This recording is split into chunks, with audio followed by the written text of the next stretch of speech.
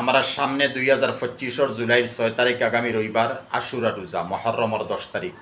এই আশুরা রোজা নবীজি সাল্লাল্লাহু আলাইহি সাল্লামে ফরমাইতরা মুসলিম শরীফের রওয়ায়াত আফজালুস সিয়ামে বাদা সৌমি রমাজান শাহরুল্লাহিল মুহররম।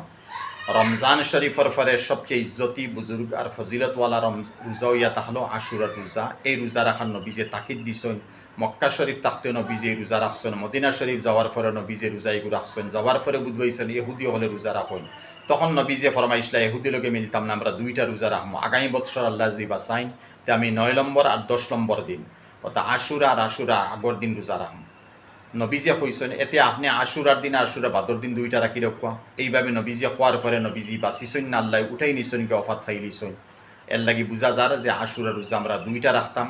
তবে এরপরে উলামায়ে হক্কানি রব্বানি হলে কইতরা 2টা রোজা যদি ফারসও না, তে সমাজ কম একটা রোজা রাখো, ইনশাল্লাহ একটা রোজার বড় ফজিলত বড় সব তুমি তাই পাইবাই।